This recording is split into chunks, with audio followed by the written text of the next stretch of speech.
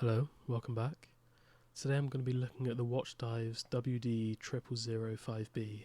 I bought this watch with my own money from the Watchdives website and it cost me £131 including shipping. That was with a discount. On my wrist today I'm wearing my Militado ML13. I'm still really enjoying this watch and recently put it on this cheap AliExpress bomb clip bracelet and I think it fits really well. Before everyone skips ahead to actually see the watch, I just want to mention that I'm going to be giving this watch away to celebrate 50 subscribers. All you have to do is subscribe to the channel and leave a comment. It doesn't matter what the comment says, but maybe just tell me what your grail watch is. I also think that it's important to mention this was a sample watch, and this will not be how the actual final product will be released, or I hope not anyway. There was 5 of these sold on their website, and I think it was just the ones they used for the press shots. When advertising that they were selling this watch, they asked people that were purchasing it to leave a review in return, and included a free clasp in return for the review, but there was no money traded hand, nothing was signed, and I still did pay money for this. Yeah, it's actually quite strange to pay for a review unit, but I guess I'm just a pay pig. Inside this package we have the watch, a little plastic link remover, and then this is actually the old clasp. There's another one on the watch, which I'll talk about that in a minute, and a pin pusher tool. And then there's also an unsigned warranty card and a little booklet.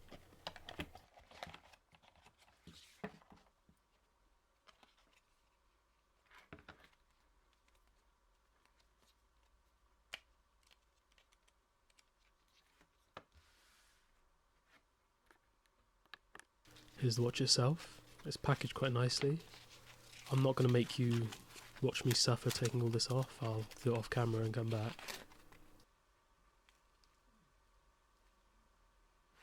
And here's the watch. It's quite clear to see instantly why so many people are interested in this watch, including me. The main selling point is clearly that dial. Watchdives are calling it a cracked ice finish. They did have a finish similar to this on one of their other watches, but in my opinion this looks much better. It's got a layer of lacquer over the top, which keeps the finish flat, but also makes it look like there's some depth to the dial. And there was also 5 choices of colour. There was this one, which is a purple. There was a black / gunmetal grey. There's a turquoise, a white / light grey, and a red one. I did actually want the red, but someone else got it before me, unfortunately. This is also probably a good time to talk about that clasp. This is the quick adjust clasp that was kind of given as an incentive for making a review on the watch, but if I'm being honest, I actually don't like it, and you might notice after this clip I switched it back to the other clasp. I don't like it just because it's massive, it's almost the entire length of the face of the watch, and also mine doesn't seem to work very well. It will go in, but I can't extend it out even if I'm pushing the button down. I will take a closer look at the clasp and bracelet later, but I just thought I'd mention that now. The watch has a diameter of 39mm, a thickness of 12.4mm, lug to lug of 45.5mm, a lug width of 20mm, weight of 60.7 grams. The case material is 316L stainless steel. The movement is a Seiko NH38. It has a domed sapphire crystal with clear AR coating, a water resistance of 100 meters, and the Lume is BGW9 blue. However, if you look closely in a minute, I think the hands and the indices don't actually match. It's not that noticeable on this watch, but I saw someone on Reddit and it's quite obvious. Here's a closer look at the dial. It's quite a simple dial and there's not too much, which I think is how it should be with this kind of finish. It has a printed logo and some text just saying automatic and the water resistance rating. It has quite simple baton indices with a little bit of lume in the middle, and then printed minute markers around the outside. I'm quite happy with the dial on this, however I do kind of wish that they had an applied logo instead of the printed, as I think it just would have stood out a bit more. It's quite difficult to capture how the dial actually looks on camera. It really plays with the light well, and it looks quite deep. It has a lot of depth and texture. Here's a look at the NH38 movement housed inside this watch. I'm not 100% sure if I like the choice of movement used. The NH38 is the open heart variant of the NH series. I'm assuming they're using it because they had some lying around, and also there's no go state position, it's just running and then it goes straight to hacking. I think I'd prefer the PC5000 movement. It's more accurate, it's got a higher beat rate, and also the price of these Seiko movements just seems to be going up, and manufacturers are having a harder time getting their hands on them. Not to mention, one of the biggest drawbacks for the Seiko movements in my opinion is the thickness. Not only is the movement thicker, but the hand stack is also taller, resulting in a thicker watch overall. The movement inside my watch, when all the positions were averaged, is running about plus 5 seconds a day fast, which is quite good for a Seiko movement, but in the different positions the time variance was actually quite large. The bracelet is 20mm wide, tapering down to 16mm and then back up to 18 at the clasp. The bracelet on this watch is probably my biggest disappointment. It just feels a bit cheap, the links are quite stiff in some places, and like I mentioned, the quick adjust clasp just wasn't working for me. The bracelet also has push pins as opposed to screws. I understand that it's cheaper to do this, but it just makes changing them that much more of a hassle. However, one upside to this clasp is it does have quick release spring bars. This is the clasp that was given for free as an incentive for reviewing the watch. I just find it way too big, it just feels bulky as in the way, and the quick adjust doesn't even work very well for me. I can shorten the bracelet just fine, but when it comes to pulling it out, as you can see, it just does not want to budge. Maybe I'm doing something wrong, I'm not sure, maybe let me know in the comments. And then here's the original clasp, which I actually prefer. As you can see, it's much smaller, and there's actually plenty of micro adjust so I can get a good fit on my wrist.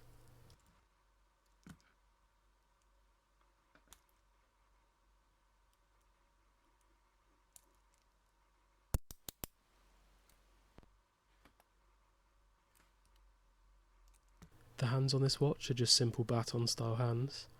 They've got some lume going down the middle, and in my opinion they're just a bit basic. They do seem like a bit of an afterthought, and I wish that they would try something a bit more unique to go with that amazing dial. I think the case finishing on this watch is really good. There's a lot of brushing and then a few small slivers of polished areas, which I think help to break up the watch. It's got a 3-piece case with a bezel, a main body and a case back. The case back is screw down and is actually quite thick and robust, so I do somewhat trust the water resistance rating. When I purchased the watch, I was somewhat concerned about the size. Normally I don't go for watches over 38mm, and actually most of my watches are 36 and below. But on the wrist, as I'll show you shortly, it fits really nicely. The lug to lug is very compact, and the lugs do turn down very sharply, leaving a great fit on the wrist.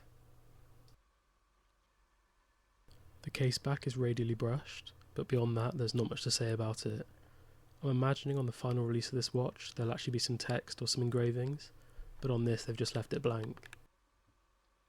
It has a signed 6mm screw down crown.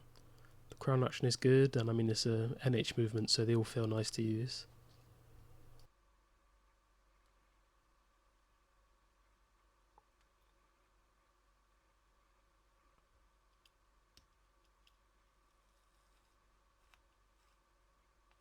Here's a look at the lume going from under a bright studio light to complete darkness, and I'll also give it a charge of my UV lamp.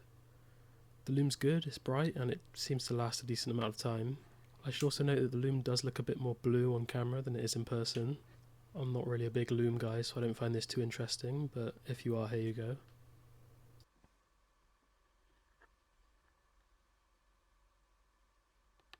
Finally, here's the watch on my 6.5-inch wrist. I think it wears great. It's not too big, it's a little bit thicker than I'd like, but it's actually not too bad. The case really hugs the wrist, and I think if you're someone like me who prefers smaller watches, you can still get away with this.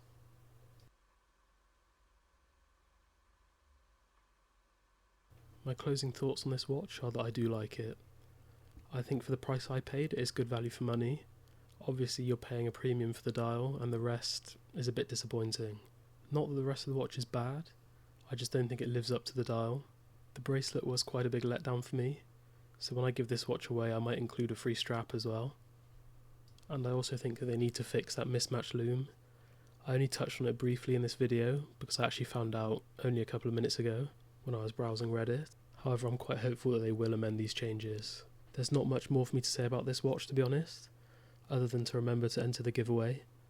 Just leave a comment. You can like the video if you want, but I don't actually have a way of telling if you've liked it or not, but maybe it'll give you some luck. And I'll announce the winners in 2 weeks from now, probably in the community page. But other than that, have a nice day.